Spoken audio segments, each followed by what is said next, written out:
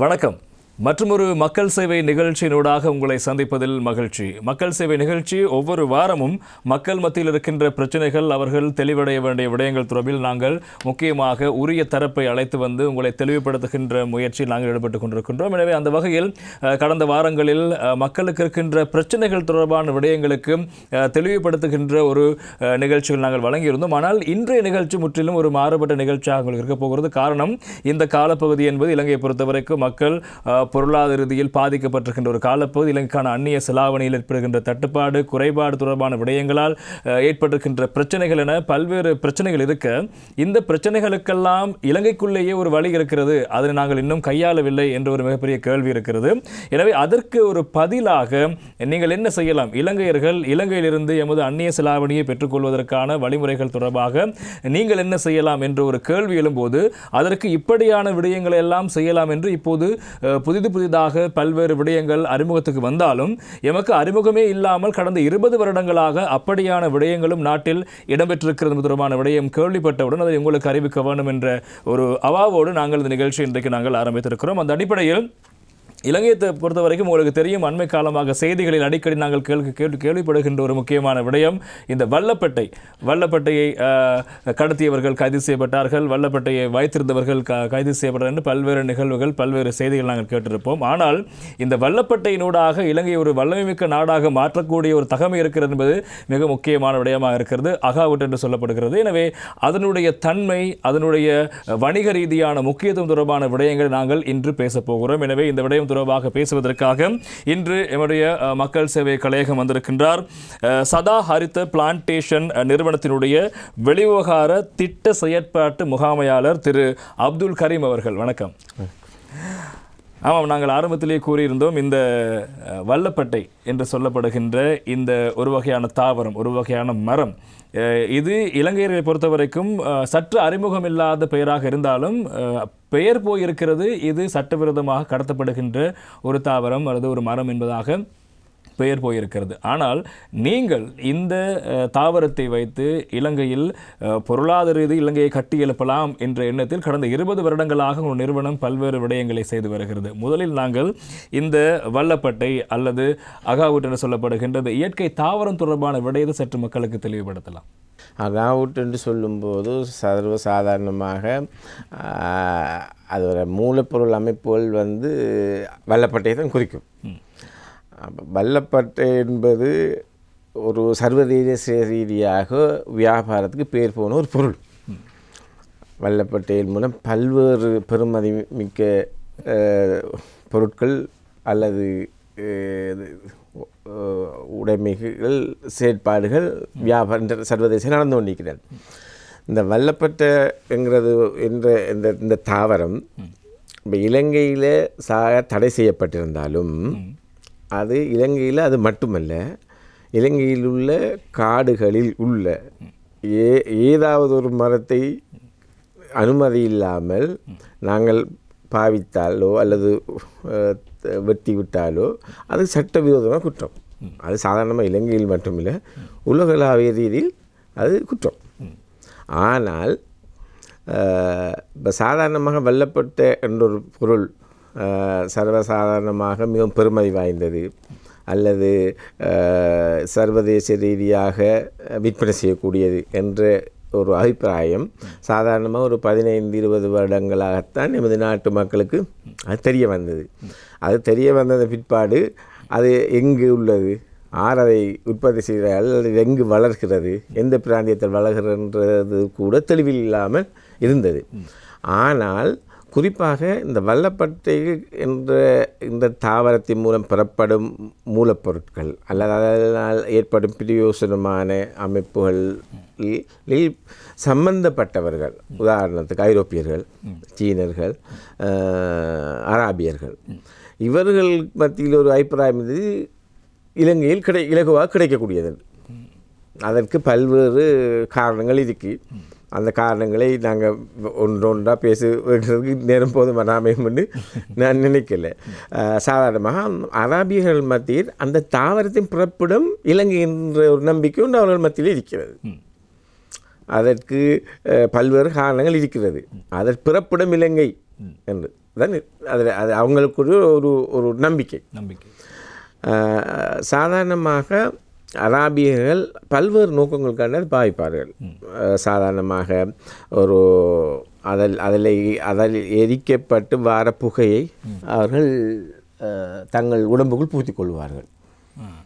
அதன் மூலம் அவர்களுக்கு ஒரு ஊந்து சக்தி, எனர்ஜி அல்லது ஒரு ஹெப்பி, இவ்வாறான பல்வேறு ஹோமன்ஸ், சுருக்கமாக சொல்ல ஹோமன்ஸ், இப்படியான விடயங்களை பார்த்துக்கொள்ளும். அதன் மூலம் பெறப்படும் ஆயில், அதாவது அகாவுட் ஆயில் அல்லது வல்லப்பட்ட ஆயில், அது மிகவும் பெருமதி வாய்ந்தது. அது அவர்கள் அந்த ஆயிலை சாதாரணமாக பல மில்லியன், ஒரு லிட்டர் ஆயில் சர்வதேச ரீதியாக பல மில்லியன் ரூபாய்களுக்கு விலை போகிறது. அதை அவர்கள் வாங்கி உடம்பில் பூசிக்கொள்வது அல்லது மனத்தில் வச்சுக்கொள்வது அல்லது வீட்டில் வைத்துக் கொள்வது அல்லது இன்னொருவருக்கு அன்பளிப்பு செய்வது, இப்படி அந்த சம்பிரதாயங்கள் அந்த மக்களிடம் இருக்கிறது. இது ஒரு அமைப்பு. சாதாரணமாக அடுத்த ஒரு கட்டத்தை நோக்கி சொன்னோம்னால் ஐரோப்பியர்கள் அவற்றை கொள்ளணும் செய்து அதில் வேறு மருந்து பொருட்களுக்கு அதை பாவித்து, அதாவது நான் நினைக்கிறேன் ஒரு பல மில்லியன் ரூபாய் செலவு செய்து ஒரு லிட்டர் ஆயிலை வாங்கினார்கள் என்றால், கொள்வனை செய்தாங்க என்றால், அவங்க அதை என்னென்ன தேவைக்கு பார்த்து ஒரு சின்ன ட்ராப் இதால் போட்டு நீண்ட காலத்துக்கு அதை தேவைக்கு பயன்படுத்துவார்கள். அது உணவுப் பொருட்கள் இருக்கலாம், எனர்ஜி ட்ரிங்க் இருக்கலாம், அல்லது வாசல திரிவியங்கள் இருக்கலாம், அல்லது இந்த அந்த குடிப்பான வகைகளை இருக்கலாம். இப்படி ஒவ்வொரு வகையிலையும் செஞ்சு கொண்டு போவார்கள். அடுத்த கட்டம் கொண்டு வரும்போது ஆசிய நாட்டவர்கள், குறிப்பாக ஆசிய நாட்டவர் செல்லும்போது சீனர்கள் அவற்றை பல்வேறு தேவைகளுக்காக அவங்க வியாபார தொழில்நுட்ப நுணுக்கம் சர்வதேச ரீதியில் மிச்சம் தெரிந்தவர்கள். அவர்கள் ஒவ்வொரு அமைப்பிலையும் அதை பாவித்து செஞ்சு கொள்ளக்கூடிய அமைப்புகள் இருக்கும். ஆனால் நேச்சுரலாக அராபியர்கள் நேச்சுரலாக அதை வாங்கி பாவிப்பதைத்தான் அவங்க விரும்புவார்கள். அது சாதாரணமாக வல்லப்பட்ட என்றது அல்லது அகாவுட் அல்லது ஊத் என்று சொல்வது சர்வதேச ரீதியாக அதற்கு பிளாக் கோல்டுன்னு சொல்வார்கள், கருப்பு தங்கம். அந்த அளவு பெருமதி வாய்ந்தது, சந்தை பெருமதி. சாதாரணமாக குறிப்பாக மத்திய கிழக்கு அராபியர்கள் தங்கள் உணவுப் பொருட்களை விட இவற்றுக்கு முக்கியத்துவம் கொடுப்பார்கள். உதாரணமாக சொல்ல போனால், எங்களுடைய இலங்கை போன்ற நாடுகளில் வீடுகளில் பயன்படுத்துகின்ற ஊதுவத்தியை போன்று அவர்கள் தங்களுடைய வீடுகளில் பயன்படுத்துகின்ற ஒரு பொருளாக இது இருக்கலாம். அந்த அளவு சந்தை பெறுமதி இருக்கிறது. அப்படியான சந்தை பெறுமதி கொண்ட தாவரம் இலங்கையில் இருக்கிறது. ஆனால் அதன் மீதான கவனம் தான் மக்கள் மத்தியில் குறைவாக இருக்கிறது. அதனை வெளிக்கொணர வேண்டிய நிலைமை இருக்கிறது. குறிப்பாக கவனம் குறைவு என்றால் பொதுவாக இந்த நாட்டு மக்கள் சகல விடயங்களும் கவனக்குறைவாக தான் இருக்கிறார்கள். அது மட்டும் இல்லை. அப்போ நல்ல பொருட்கள் சாதாரணமாக நன்றை கூட ஒரு சில வெளிநாட்டு முதலீட்டாளர்கள் கொள்வனர்களுடன் நேற்று நூறலியா காலியில் தங்கிதான் இங்கே நான் நிகழ்ச்சிக்காக வந்து கொண்டிருந்தேன். உண்மையிலேயே அவர்களுடைய அந்த அவங்களுடைய அவர் வெளிப்படையாக சொன்னார், இலங்கை ஒரு சொர்க்கபுரி. ஆனால் ஒரு பிரச்சனை, அந்த மக்களுக்கு அந்த இலங்கையோட தரம் விளங்குது இல்லை என்று வெளிப்படையாக அவர் ஹோட்டலில் விட்டு நான் வந்திருக்கிறேன். எல்லாரும் பொதுவாக கூறுவது ஒரு புதையல் மேலிருந்து பிச்சை எடுத்துக் கொண்டிருக்கிறோம் என்பதுதான் கவனாக இலங்கையை பற்றி இப்போது பார்க்கின்ற எல்லோரும் கூறுகின்ற விடயம். அப்படியான புதையல் போன்ற இந்த நாட்டில் இன்னும் ஒரு புதையலும் இருக்கிறது, இந்த அகரோடு சொல்லப்படுகின்ற இந்த வல்லப்பட்டை. இந்த தாவரம், இந்த இயற்கை தாவரம் இலங்கையை பொறுத்த வரைக்கும் எந்தெந்த பகுதியில் அதிகமாக உற்பத்தி எடுக்கிறது, அது எவ்வாறு உற்பத்தி செய்யப்படுகிறது? இது சாதாரணமாக இயற்கையாக நாட்டின் பல்வேறு பாகங்களிலும் இருந்ததாக சில வரலாற்று குறிப்புகள் சொல்லப்படுது. சாதாரணமாக அது மேற்கு அரிக்கலாம், கிழக்கு அரிக்கலாம், மத்திய அரிக்கலாம், ஒவ்வொரு பிராந்தியங்களையும் பொறுத்தவரையில் அப்படி சில வரலாறுகள் சொல்லப்படுது. ஆனால் எமது நிறுவனம் இதை ஒரு கொமர்ஷியல் ஃபாரஸ்டியா, ஒரு வியாபார நோக்கத்துக்காக வேண்டி இதை செய்யணும் என்று சொல்லி ஒரு தீர்மானத்துக்கு வந்தாங்க. அதன் மூலம் எமது நிறுவனத்தின் தலைவர் கௌரவ சதீஷ் நவரத்ன அவர்கள் பல்வேறு நாடுகளுக்கு சென்று இதை பற்றி பல்வேறு சர்வதேச பல்கலைக்கழகங்களுக்கு உரிய பீடங்களுடன் பேசி இதற்குரிய காலநிலை என்ன, இதற்குரிய அமைவிடம் என்ன, இதற்குரிய சூழ்நிலை என்ன என்பதை ஆராய்ந்து சாதாரணமாக கம்போடியா, வியட்நாம் போன்ற நாடுகளில் சர்வசாதாரணமாக அந்த நாடுகள் இதை பயன்படுத்தி கொண்டிருக்கிறார்கள். அப்போ அந்த அமைப்பில் அங்கே பல்வேறு முறை விஜயம் செய்து இது கடைசியாக இலங்கையில் உள்ள பல்கலைக்கழக பேராசிரியர்கள் மற்றும் விவசாய புராதிபதிகள் அவர்களுடைய ஆலோசனையின் பிரகாரம் நாங்கள் இதை ஒரு கமர்ஷியல் ஃபாரஸ்டியாக வியாபார நோக்கத்துக்காக செய்வதாக இருந்தால் ஈர வலயத்தில் இதனுடைய முன்னேற்றம் கூடுதலாக இருக்கும் என்றுதான் எங்களுக்கு நிரூபணமான மழை வீழ்ச்சி அதிகமாக கிடைக்கின்ற பகுதிகள் அப்படி என்று கூறலாமா? மழை வீழ்ச்சி அதிகம் என்றும் இல்லை, சாதாரணமாக ஈர வலயம், வறண்ட வலயமாகவும் இருக்கக்கூடாது, குளிர் வலயம் இருக்கவும் கூடாது, ஈர வலயமாக இருக்கிறது. குறிப்பாக சொல்ல போனால் எமது நாட்டில் ரத்னபுரை, களுத்துறை, கேகோல் போன்ற கொழும்பு மாவட்டங்கள், அவிசாவல் போன்ற மாவட்டங்களால் எமது பல்வேறு எஸ்டேட்டில் தோட்டங்கள் இருக்கிறது. அதற்கப்பால் நாங்கள் இன்னும் சொல்லவில்லை, செல்றதுக்குரிய நிலைமை இன்னும் வரல. இனிதான் அதனை ஆரம்பிக்கின்ற இந்த பிரச்சனைக்கு மத்தியில் அது ஒரு தீர்வாக முன்வைக்கக்கூடிய வாய்ப்பு இருக்கிறது நாட்டினுடைய அந்நிய செலாவணிக்கு. பாரிய பங்களிப்பு செய்யறதுக்கு இன்றைய மக்கள் சேவை நிகழ்ச்சியில் இலங்கைக்கு மிக முக்கியமான பொருளாதார பயிராக ஒன்றை மாற்ற முடியும், அது வேறொன்றுமல்ல வல்லப்பட்டை. எனவே உலகளாவிய ரீதியில் பெருமதிமிக்க சந்தை வாய்ப்பு இருக்கின்ற அதனை நாங்கள் பயன்படுத்தாமல் இருக்கிறோம். எனவே அதனை பயன்படுத்தக்கூடிய வாய்ப்புகள் என்ன என்பது தொடர்பாக இப்போது நாங்கள் இந்த நிகழ்ச்சியில் பேசிக் கொண்டிருக்கின்றோம். குறிப்பாக சதாஹரித பிளான்டேஷன் நிறுவனத்தினுடைய வெளிவிவகார திட்ட செயற்பாட்டு முகாமையாளர் திரு அப்துல் கரீம் அவர்கள் இன்றைய நிகழ்ச்சிக்கு வருகை தந்து தொடர்பான விளக்கங்களை வழங்கிக் கொண்டிருக்கிறார். நாங்கள் இந்த உங்களுடைய நிறுவனம் இந்த அகர்வுட்டை அல்லது வல்லப்பட்டையை ஆரம்பிக்கின்ற ஒரு தொழிலாக அதனை ஆரம்பிக்கின்ற தரம் தொடர்பில் நாங்கள் பேசியிருந்தோம்.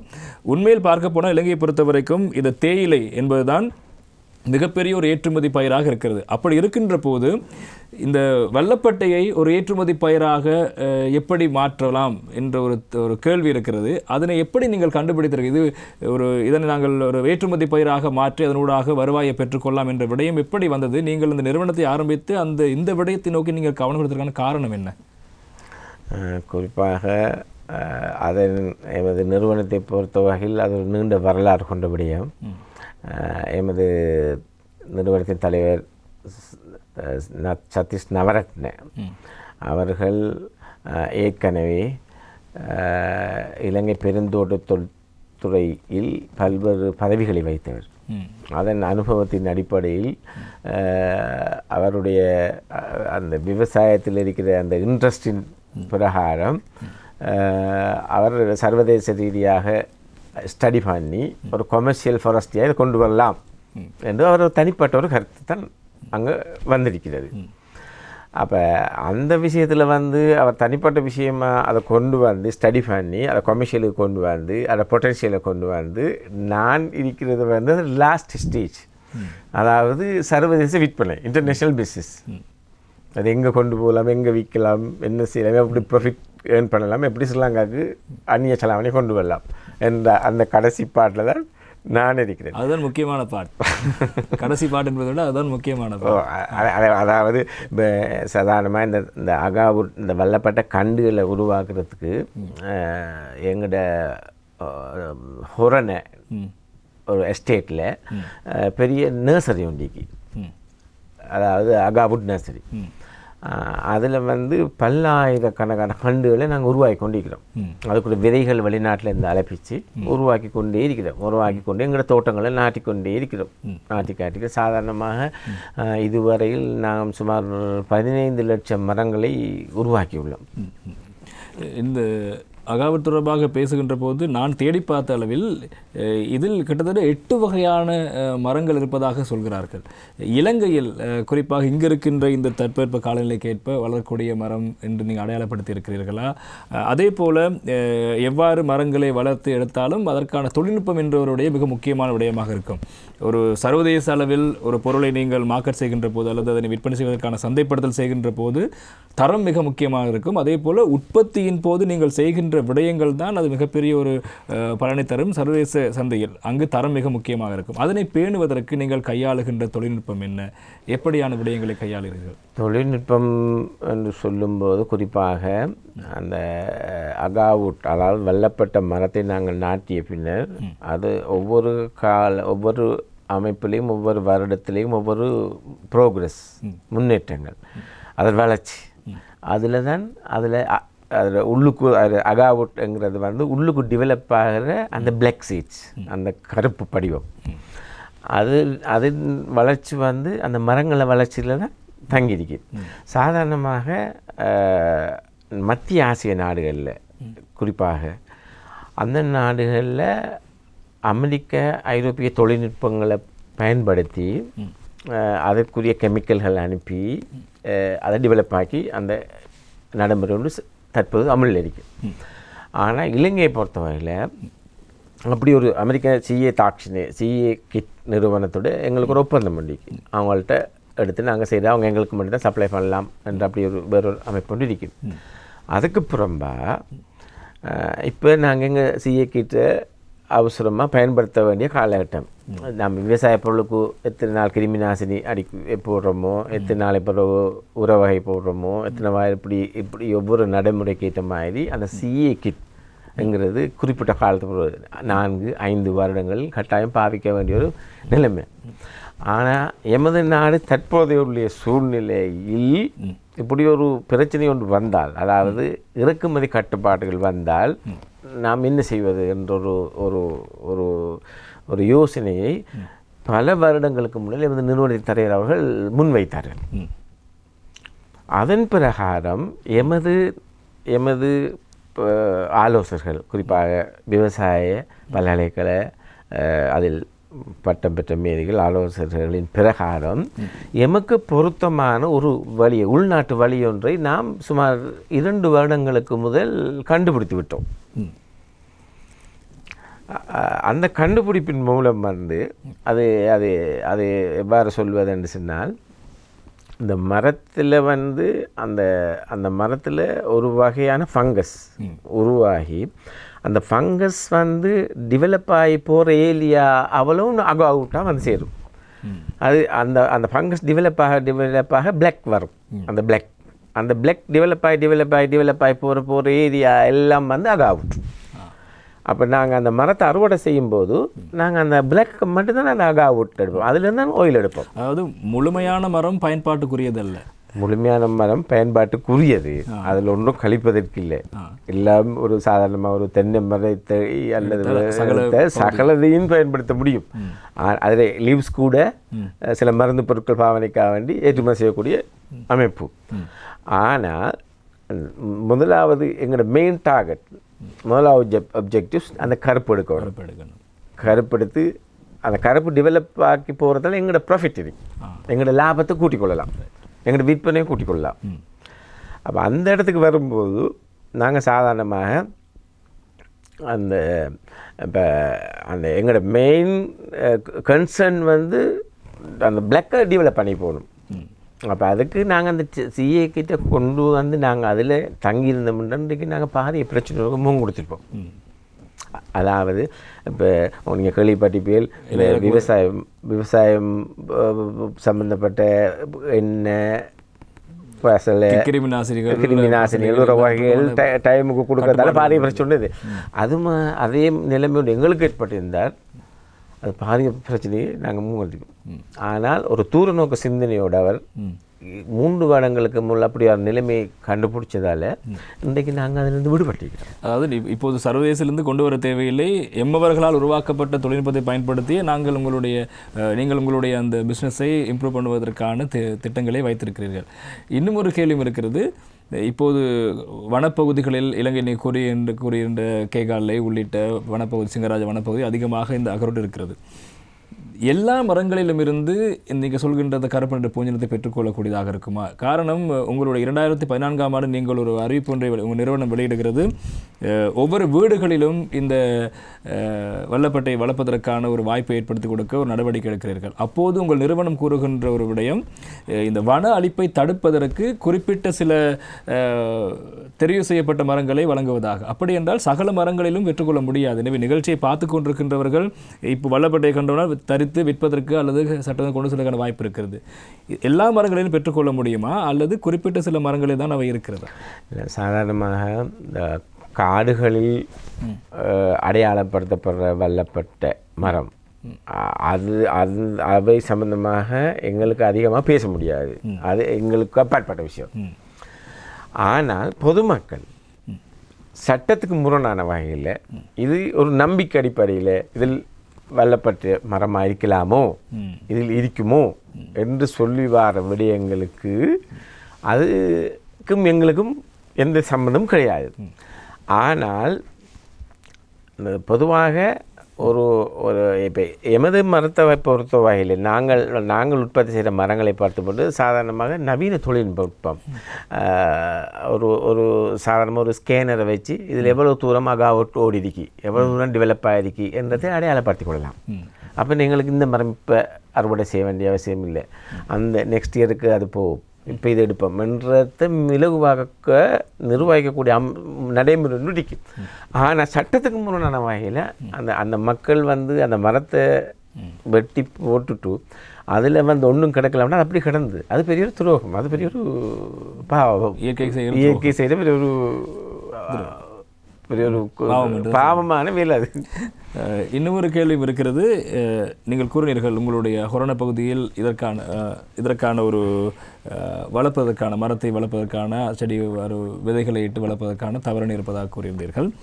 ஒரு மரம், ஒரு வல்லப்பட்டை மரம் நடப்பட்டு நாட்டப்பட்டு எத்தனை வருடங்களில் பலனை பெற்றுக்கொள்ளக்கூடியதாக இருக்கும்? சாதாரணமாக இந்த நாங்கள் எமது நர்சரியில் உருவாக்குற மரம் அந்த சீட்ஸ் போட்டு ஒரு வருடத்துக்கு பிறகு நாங்கள் வெளியில் போடுவோம். ஒரு வருடமாக அது நாங்களே வச்சுக்கொள்ளுவாங்க. அதுக்கப்புறம் எங்களோட ஸ்டேட்டில் அங்கே இங்கே கொண்டு தேவையான இடத்துல நட்டுக்கொள்வோம். அதிலிருந்து சாதாரணமாக 8 வருடங்கள் அதோட வளர்ச்சிக்கு தேவைப்படும். முழுமையாக ஒரு மரத்தினுடைய அறுவடை பலனை பெறணுமா இருந்தால் 8 வருஷம் இருக்க வேண்டும்.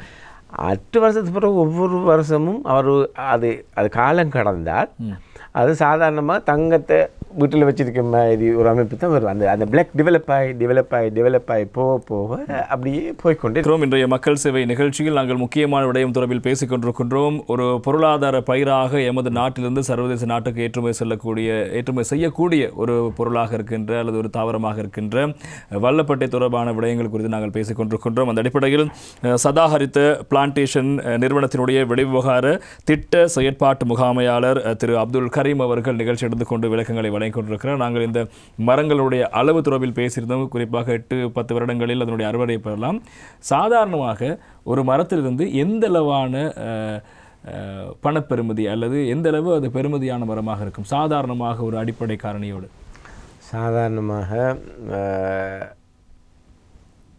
அதில் பெறப்படுற வருமானம் அல்லது அதை பெறுமதி இயற்கையாக இறைவனால் கொடுக்கப்படுற ஒரு வரம்.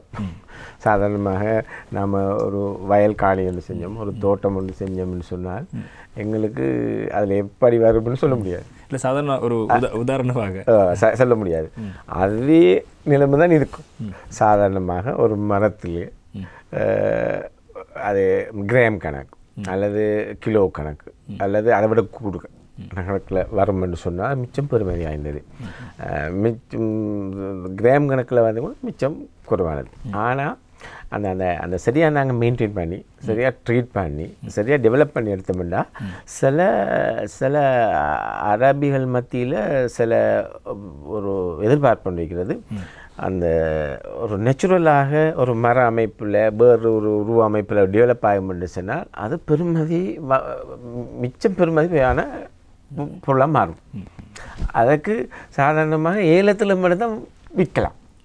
ஒரு பொருளுக்கு பெறுமதி கூற முடியாது, ஏலம் போட்டு அதாவது ஒரு எல்லையை கடந்துட்டுன்னா சாதாரணமாக ஒரு மாணிக்க கல் எடுத்தோம்னா ஒரு சிறு அமைப்பில் ஒரு பெருமதி உண்டிக்கும். அதுக்கு ஒரு எல்லையை கடந்துட்டுச்சுன்னா அது பெருமதி வேறு ஏலத்துக்கு செல்ல. அது மாதிரி நாங்கள் அப்படி ஒரு பெரிய ஒரு டெவலப்மெண்ட் இன்னொரு ஒரு சாதாரணமாக ஒரு 2-3 அடிக்கு ஒரு டெவலப்மெண்ட் ஆகிட்டு இது ஒரு ஒரு கம்பவுண்டு வந்துடுமெண்டா அது ஏலத்தில் கூட தான் வைப்போம். ஒரு எண்கணித அடிப்படையில் உதாரணமாக இந்த அளவு பெருமதி ஒரு மரம் சிறப்பாக வளர்ந்து 8 வருடங்கள் நன்றாக பராமரித்து நன்றாக திட்டமிட்டு வளர்த்து நீங்கள் இது மிகச்சிறந்த மரம் என்று நீங்கள் ஒரு நல்ல ஒரு அறுவடையை தருகின்ற மரம் என்று எண்ணுகின்ற ஒரு மரம் எந்த அளவு விலை போகும் சர்வதேச சந்தையில்? சாதாரணமாக இப்போ எமது நிறுவனத்தில் ஏற்கனவே இன்வெஸ்ட் பண்ணப்பட்ட ஒரு டிபார்ட்மெண்ட், இன்வெஸ்ட்மெண்ட் டிபார்ட்மெண்ட் செப்பரேட்லி, அதில் சாதாரணமாக 6 வருடங்களில் நாங்கள் 25,000 ரூபா எக்ரிமெண்ட் சைன் பண்ணது மரங்களை நாங்கள் 50,000 ரூபா கொடுத்து பைபேக் பண்ணிக்கிறோம், திருப்பி நாங்கள் எடுத்திருக்கிறோம். என்ன அந்த அளவுக்கு வளர்ச்சி இருக்கு. 1 2 அது அண்மையில் நான் ஒரு நியூஸில் ஒரு ஆர்டிக்கலில் வாய்ச்சேன்.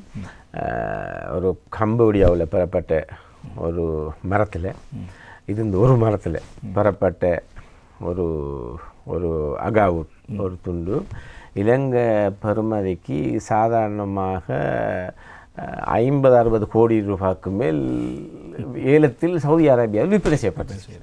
அதை வீடியோ வேணும்னு நான் கொண்டு நான் காட்டுறேன். அப்படியும் இருக்கலாம். இந்த விடயங்கள் ஒருபுறம் இருக்க நாங்கள் இப்போது பேசலாம். இந்த அகர்வுட் நீங்கள் இலங்கையில் இப்போது நீங்கள் கூறிய பகுதிகளை வைத்து நீங்கள் உற்பத்தி செய்து தொழில்நுட்பத்தை வைத்து அதனை தயாரித்து இவ்வாறு செய்வதனூடாக இலங்கை கிடைக்கின்ற நன்மைகள், நாட்டுக்கு கிடைக்கின்ற நன்மைகள் என்ன? நாட்டுக்கு எத்தனோ வகையான நன்மை. ஒன்று, நாங்கள் நேச்சுரல் என்வாயன்மெண்ட்டுக்கு இயற்கையான பௌதிகமான சூழலுக்கு எங்களோட பங்களிப்பை செஞ்சு முடிக்கிறோம். அதன் மூலம் எங்களோட இன்வெஸ்ட் பண்ண வரவங்களோ அல்லது நேச்சுரலாக அவங்களோட காணிலே செய்கிறவங்களோ ஒரு தனக்கு இயற்கையாக இருக்கிற ரெஸ்பான்சிபிள் என்ன என்று சொல்லி அதை அவர் அங்கே செய்கிறாரு. 1. 2வது விஷயம், அவர் ஒரு ஒரு பொருளாதாரத்தை வளர்ச்சி கொள்ளத்துக்கு ஒரு உந்து சக்தியாக அந்த விவசாயத்தை ஆரம்பிக்கிறாரு, அந்த ப்ரொஜெக்டை ஆரம்பிக்கிறாரு. 2. 3வது, இது முழுக்க அந்நிய செலாவணியோட சம்மந்தப்பட்ட ஒரு வியாபாரம்.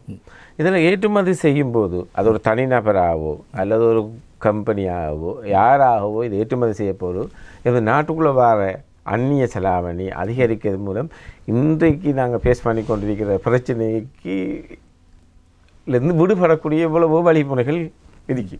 அப்போ இதில் முக்கியமான பல்வேறு எங்களுக்கு செல்ஃபாக நாங்கள் ஸ்டார்ட் பண்ணலும்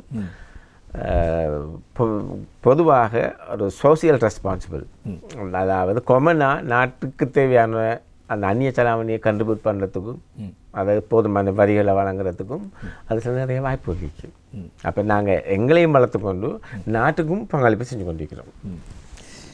அதே போல் இன்னும் ஒரு கேள்வி இருக்கிறது. இப்போது இந்த மரத்தினை வீடுகளில் வளர்ப்பதற்கான அனுமதி இருக்கிறதா? காடுகளில் வெட்டுவது சட்டவிரோதம், எனவே வீடுகளில் வளர்ப்பதற்கு அனுமதி இருக்கிறதா? உங்கள் நிறுவனம் அதற்கான வேலைகளை செய்திருக்கிறதா? சாதாரணமாக நாங்கள் எமது நிறுவனத்துக்கு இலங்கை அரசாங்கத்தினால் சட்டபூர்வமான ஏற்றுமதி இறக்குமதி வளர்ப்பதற்கு அதை அறுவடை செய்வதற்கு வெட்டுவதற்கு டிரான்ஸ்போர்ட் பண்ணுவதற்கு சகல அனுமதிகளும் வழங்கப்பட்டிருக்கு. குறிப்பாக வன பரிபாலன திணைக்களம், சுற்றுச்சூழல் அதிகார சபை மற்ற பல்வேறு அமைப்புகள் ஏற்றுமதி இறக்குமதி நிறுவனம் அது ஒரு ஒரு பெரிய ஒரு அமைப்பு, அவங்களாம் அனுமதி பெறப்பட்டிருக்கு. அதால் மரம் எங்கள்கிட்ட இருக்கு, விரும்பின வாங்கலாம், வெளியிலேயும் நினைக்க விற்கிறாங்க. ஆனால் நாங்கள் தான் இலங்கையில் பெரிய ஒரு நிறுவனமாக இருக்கிறோம். விரும்பினர் வாங்கலாம், விற்கலாம், உற்பத்தி செய்யலாம், அவங்க செல்ஃபாக கொண்டு போய் இதையெல்லாம் நாங்களும் வாங்கலாம். அதே மாதிரி இந்த அறுவடைக்கு பிறகு நாங்கள் எங்களோட பெரிய ஒரு ஃபேக்ட்ரி உண்டு, ஒரு தொழிற்சாலை ஒன்று நாங்கள் உண்மையாக நாங்கள் கன்ஸ்ட்ரக்ஷன் ஸ்டார்ட் பண்ணிக்கிறோம். சாதாரணமாக ஒரு ஹைவேயில் தெற்கு ஹைவேலுக்கு சமீபமாக ஒரு ஒரு 25 ஏக்கர் காணி நிலப்பரப்பு பாதிய தொழிற்பேட்டை ஒன்று எங்களோட சொந்த காணியில் நாங்கள் ஆரம்பிச்சிருக்கிறோம். ஆனால் இந்த நாட்டை பொருளாதார நிலைமை இறக்குமதி கட்டுப்பாடுகளால் கொஞ்சம் அதில், ஆனால் அதன் மூலம் சாதாரணமாக அதை நிறைவுற பட்சத்தில் 3000 பேருக்கு நேரடி தொழில் வாய்ப்பு இருக்கிறது. அப்படி ஒரு அமைப்பு ஒன்று இருக்கிறது. அடுத்தது வந்து அந்த இப்போ விரும்பினாக்கள் அவங்களோட வீட்டில் வளர்த்துக்கொள்ளலாம். அது எங்களுக்கு தான் தரணும் இல்லை, அது ஆட்டோமேட்டிக்காக இப்போ சாதாரண நவீன உலகத்தில் வெப்சைட்லேயோ இல்லை இன்டர்நெட்லேயோ போனால் அதுக்குரிய ஒழுங்குகள் இருக்கு, செஞ்சுக்கொள்ளலாம், விற்றுக்கொள்ளலாம், வாங்கிக்கொள்ளலாம், எல்லாம் செஞ்சுக்கொள்ளலாம். அதில் ஒரு பிரச்சனை ஒன்றும் இல்லை. ஆனால் இப்போது அண்மை காலமாக இந்த விடயம் பேசுபொருளாக மாறியது. உங்களுடைய நிறுவனமாக சரி, உங்களுடைய போட்டி நிறுவனமாக இருக்கலாம், பல நிறுவனங்கள் இந்த அகர்வுடன் சொல்லப்படுகின்ற இந்த வல்லப்பட்டையில் முதலீடு செய்யுமாறு விளம்பரங்களை நாங்கள் பார்த்திருந்தோம். பொதுமக்கள் இதில் எப்படி முதலீடு செய்வது, அல்லது முதலீடு செய்வதனூடாக எவ்வாறு நன்மைகள் அவர்கள் பெற்றுக்கொள்ள முடியும்? முதலீடு செய்வது என்பது சாதாரண எமது நிறுவனத்தில் நாங்கள் பல்வேறு தொழில் அமைப்புகளில் இயங்கிக் கொண்டிருக்கிறோம். சாதாரணமாக ஏற்றுமதி, நாங்கள் உள்நாட்டு ஏற்றுமதி, விவசாய உற்பத்திகள் அப்படி என்ற அமைப்பில் ஏற்றிக்கொண்டிருப்போது அந்த முதலீட்டு ஒரு அமைப்பும் புறம்பரிக்கு அதில் விரும்பினவங்க வந்து ஒரு சிறு முதல்ல செலுத்தி மாதம் அல்லது ஒரு பெரிய பிளாக் கொண்டு வாங்கி, சாதாரணமாக இந்த காணி பிளாக்கள் வாங்குகிற மாதிரி வாங்கி அவங்கள முதலீடு எடுத்து அதுக்குரிய காணி உறுதிப்பத்திரத்தை பெற்றுக்கொண்டு அதுக்குரிய நிர்வாகம், அதுக்குரிய செக்யூரிட்டி அமைப்பு எல்லாமே கம்பெனி பொறுப்பேற்கும். அப்படி அதை செஞ்சு கொண்டு போகலாம். புறம்பாக வீட்டுகளில் காணி இருக்கிறார்கள், குறிப்பாக வந்து எங்கள்கிட்ட இலவசமான தொழில்நுட்பம் இதுக்கு அதை பெற்றுக்கொண்டு கண்டுகள் மரங்கள் எடுத்துக்கொண்டு நாட்டி அப்படி செஞ்சு கொள்ளலாம். இல்லாட்டி வேறு வழியில் இப்போ சர்வசாதாரணமாக இது இலங்கையில் ஃபுல்லாக கிடைக்குது, அவங்க முயற்சி செஞ்சு கொள்ளலாம். எங்களிடம் இருக்கின்ற கேள்வி என்னென்றால், உங்களுடைய நிறுவனத்தில் இந்த மரத்தை கொள்வனவு செய்வதற்கான ஒரு கட்டணம் இருக்கலாம், அல்லது பராமரிக்கான ஒரு கட்டணம் இருக்கலாம். அப்படி நீங்களாகவே பார்த்த விளம்பரம் இப்படி தான், நீங்களாகவே அதனை கொள்வனவு செய்து அதனை வளர்ப்பதற்கான நிலத்தை வழங்கி அதற்கான உரிமையினை வழங்குகிறீர்கள். குறிப்பிட்ட ஒரு 5, 6, 8 வருடங்களின் பின்னர் இவ்வளவு தொகை வழங்கப்படும் என்று ஒரு விளம்பரம் இருக்கிறது. இந்த செயல்முறை எப்படி? சாதாரணமாக நான் ஏற்கனவே குறிப்பிட்டது போல் சாதாரணமாக ஆரம்ப தொகையாக ஒரு மரத்துக்கு இவ்வளவு என்று நீங்கள் நிர்ணயிப்பீர்களா, அல்லது அந்த காலப்பகுதியில் இருக்கின்ற இல்லை சாதாரணமாக ஒரு மரத்துக்கு இவ்வளவு என்று நாங்கள் நிர்ணயிக்கப்பட்டிருக்கி, அது புறம்பாக அதுக்குரிய சேல்ஸ் அமைப்புகள் விற்பனை புறம்பரிக்கிறபடியால் நான் வந்து சர்வதேச பிஸ்னஸோடு இருக்கிறபடியால் அதை இன் டீட்டெயில்ஸ் எனக்கு சொல்வதில் சில விடயங்கள் இருக்கு. Anybody can invest, no problem. அதாவது இந்த நிகழ்ச்சியை பார்த்து கொண்டிருக்கின்றவர்கள் நீங்கள் கூறியது போன்று அதில் முதலீடு செய்யலாம், நீங்கள் வளர்க்கலாம், விற்பனை செய்யலாம் என்று கூறுகின்ற போது தானாக ஒரு மரத்தை இப்போது வீட்டில் வளர்த்து 8 வருடங்கள் காத்திருந்து அதனை பராமரிப்பு செலவு தொடர்பான விடயங்களை மக்கள் பார்த்து கொண்டிருக்கலாம். எனவே ஒரு அதுக்கான நிறுவனம் இருக்கின்ற போது அந்த நிறுவனம் எப்படி அதனை கையாளுவது தொடர்பான சாதாரணமாக இதுவல்ல நான் நினைக்கிறேன் ஒரு 35,000 வாடிக்கையாளர் எங்கள்கிட்ட கொள்வனவு செஞ்சுக்கிறாங்க, அவங்க இன்வெஸ்ட் பண்ணியிருப்பாங்க. அது வந்து அவங்க புறம்பா அவங்களோட எஸ்டேட் அவங்க டைம் போகலாம், அவங்களோட மரத்தை பார்க்கலாம், இது பண்ணலாம். அது அறுவடை டைம் வரக்கூட நாங்கள் அதுக்கு அறுவடைக்குரிய ஏற்பாடை செஞ்சு கொடுப்போம், அதுக்குரிய ஏற்றுமதி செய்யறதுக்கு ஒழுங்குகளை செஞ்சு கொடுப்போம், அல்லது நாங்கள் பைபேக் வாங்கி எடுப்போம். அப்படி அந்த அரேஞ்ச்மெண்ட் எல்லாம் செஞ்சு கொண்டு இருக்குது. இந்த செயற்பாடு இப்போது நீங்கள் கூறியது சர்வதேச ரீதியில் இலங்கையில் இருக்கின்ற ஒரு பொருளை விற்பனை செய்கின்ற ஒரு மிக முக்கியமான செயற்பாடு. இந்த செயற்பாட்டுக்கு அரசாங்கத்தினூடாக உங்களுக்கு வழங்கப்படுகின்ற ஒத்துழைப்புகள் அல்லது அரசாங்கத்தினுடைய அங்கீகாரம் எந்த அளவு இருக்கிறது? அரசாங்கத்துடைய அங்கீகாரத்தின் மூலம் தான் நாங்கள் செயற்பாடு கொண்டிருக்கிறோம். நாங்கள் நிறுவனத்தை ஆரம்பிக்கிறது முதல் அரசாங்கம் எங்களுக்கு 20 வருடங்களாக ஒரு நிறுவனம் இருக்கிறது. இது இன்று வரை அது மக்கள் மத்தியில் மக்கள் மயம் ஆகாமல் இருப்பதற்கான காரணம் எங்களுக்கு தெரியவில்லை. இருந்தாலும் இப்போது நாட்டுக்கு தேவையான ஒரு காலப்பகுதி என்பதால் இந்த காலப்பகுதியில் உங்களுடைய செயற்பாடு எப்படி? மக்கள் மத்தியில் செல்வதற்கு நாங்கள் போதிய அளவு சென்றிருக்குது, மக்கள் மத்தியில் சென்றிருக்கு. ஆனால் இது ஒரு விவசாய என்ற அமைப்பில் இப்போ நாங்கள் வந்து 20 வருஷத்துக்கு பிறகு எங்களுடைய ஏற்றுமதி ஸ்டேஜுக்கு வந்திருக்கிறோம். ஏற்றுமதி ஸ்டேஜுக்கு வரும்போது நாங்கள் இன்டர்நேஷ்னல் மார்க்கெட்டுக்கு போயிருக்கிறோம். போய் ஏனைய உற்பத்தி நாடுகள், குறிப்பாக ஆசிய நாடுகளுடன் நாங்கள் போட்டி போடக்கூடிய தன்மையை எடுத்துக்கொண்டால் இப்போ இன்றைய சூழ்நிலையில் உலகளாவ ரீதியில் ஆக கூடுதலான பெரிய எஸ்டேட் அகவுட் ஸ்ரீலங்காவில் சதாஹர் எஸ்டேட்ங்கிறத உங்களுக்கு பெருமையாக சொல்லிக்கொள்ள விரும்புகிறேன். உலக ஒப்பீட்டு அளவில் போதுமான அளவு கணிசமான அளவு ஏற்றுமதிக்கான மரங்கள் இலங்கையில் சதாஹர் நிறுவனத்தில் மட்டுமே உள்ளது என்று இந்த துறையுள்ள சர்வதேச நிறுவனங்கள புள்ளி விவரங்கள் தெரிவிக்குது. அதே நேரம் சாதாரணமாக எங்களோட சொந்த காணியில் எங்கள் நிறுவனத்துக்கு சொந்தமான காணியில் எங்களோட சொந்த பணத்தில் முதலீட்டாளர்களான பணத்திலேயும் தான் தற்போது இயங்கிக் கொண்டிருக்குது. அரசாங்கத்தில் வந்து சாதாரணமாக எங்களுக்கு எந்த விதமான எதிர்பார்ப்பும் இல்லை, எந்த விதமான ஒத்துழைப்பும் இல்லை. ஆனால்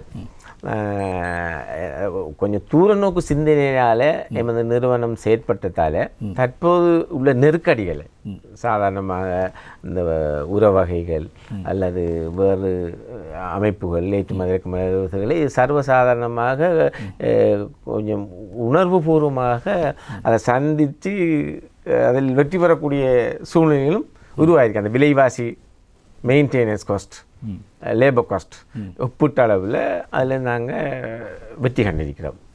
சாதாரணமாக அந்த தடைகளை தாண்டி கொண்டிருக்கிறோம். அந்த கேள்வியை கேட்பதற்கு காரணம் இப்போது இருக்கின்ற பிரச்சனைகள் அந்நிய செலாவணியை கொண்டு வருகின்ற துறைகள் தொடர்பில் கவனம் செலுத்தி அபிவிருத்தி இடம்பெற்றுக் கொண்டிருக்கிறது, கொள்கைகள் மாற்றப்பட்டுக் கொண்டிருக்கிறது. எனவே நீங்கள் இப்படியான ஒரு திட்டத்தை முன்வைக்கின்ற போது அது மிகப்பெரிய திட்டமாக இருக்கும். எனவே இதனை நீங்கள் உங்களுடைய நோக்கம் என்னவென்றால் மக்களும் இதில் இணைந்து கொள்ள வேண்டும், முதலீடுகளை செய்ய வேண்டும், தெரிந்து கொள்ள வேண்டும் என்ற எண்ணம் இருக்கிறது. நோக்கம் வந்து பல நோக்கமிக்கு. முதலாவது மக்கள் மயப்படுத்தப்படணும். நீங்கள் சொன்னப்போல் இது எல்லாரும் இதில் இந்த விவசாயத்தில் ஈடுபடணும். சாதாரணமாக இலங்கையில் நான் நினைக்கிறேன் பிரித்தானியர் தேயிலை கொண்டு வந்து நடும்போது கூட பல்வேறு பிரச்சனைகளை எதிர்நோக்கியிருந்தார்கள். காலப்போக்கில் தான் அதில் நன்மை விளங்கியது. அது மாதிரி இது இப்போ இதுவும் வல்லப்பட்ட பிரச்சனை எடுக்கையில் கொண்டு போயில அப்படின்னு ஒரு பிரச்சனை வந்தாலும் இப்போ காலப்போல் இப்போ உங்களை போல் உடவியலாளருக்கெல்லாம் தெளிவு வந்திருக்குதானே. அப்போ சாதாரண பாமர மக்கள்கிட்ட இலகுவாக போய் சென்றடையக்கூடிய நிலைமைகள் இருக்கு. காலப்போக்கில் இப்போ உதாரணத்துக்கு நான் சொன்னேன், நாங்கள் எங்களோட நிறுவனத்தில் ஒரு ஃபேக்ட்ரி ஒன்று தொழிற்சாலை ஒன்று செய்கிறோம் என்று சொன்னேன். அதில் நேரடியாக அதை முடியும் பட்சத்தில் 3000 பேருக்கு நேரடி வேலை வாய்ப்பு. இப்போ இருக்கிற கட்டுப்பாடால் அதை முடிச்சு கொள்ளக்கூடிய அளவுக்கு மெஷினரி மற்ற ஐட்டங்களை எங்களுக்கு இம்போர்ட் பண்ண சில கட்டுப்பாடு இருக்கிற வழியால் நிவர்த்தி செஞ்சு கொள்ள ஆரம்பிக்கும். அடுத்த கட்டம் வந்து அதை இயக்கிறதுக்கு முன்னுக்கு போதுமானது தேவைப்பட்டு கொண்டிருக்கு. அப்போ இது வந்து சாதாரணமாக ஒரு ரொட்டேட்டர் நடவனும் பெற்றோடு இப்படியே இந்த அமைப்பில் தான் இது இயங்க வேண்டிய ஒரு சூழ்நிலை இருக்கு. அப்போ அதனால் மக்கள் ஆதரவு எங்களுக்கு தேவை. மக்கள் ஆதரவு வாங்கினா இது இயங்கி கொண்டிருக்கும், ஏற்றுமதி நடந்து கொண்டிருக்கும், அந்நிய செலாவணி வந்து கொண்டிருக்கும், அவங்க லாபம் பெருகி கொண்டிருக்கும். அப்போ நாங்கள் அந்த கைத்தொழில் துறையை நோக்கி நகர்ந்து கொண்டிருக்கிறோம், ஏற்றுமதி துறையை தூக்கி நகர்ந்து கொண்டிருக்கிறோம், விவசாயத்துறையை தூக்கி நகர்ந்து கொண்டிருக்கிறோம். அப்போ 3 வழிகளில் ஈக்குவலாக நாங்கள் பிரயாணம் பண்ணி கொண்டிருக்கிறோம்.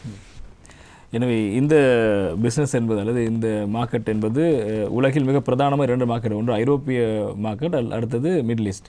எனவே இந்த இரண்டையும் மையப்படுத்தி நீங்கள் செய்கின்ற இந்த பிஸ்னஸ் மிக முக்கியமான ஒரு இதாக பார்க்கப்படுகிறது. எனவே அப்படியான ஒரு வர்த்தகத்தை, அப்படியான ஒரு விடயத்தை, பொருளாதாரத்தில் மிகப்பெரிய பலம் வாய்ந்த ஒரு நாடாக இலங்கை மாற்றுவதற்கான ஒரு ஆரம்பத்தை மேற்கொண்டிருக்கிற நிறுவனம் நீங்கள். இப்போது நிகழ்ச்சிகளுடைய நேயர்கள், எங்களுடைய அன்பான உறவுகள் பார்த்து கொண்டிருப்பார்கள்.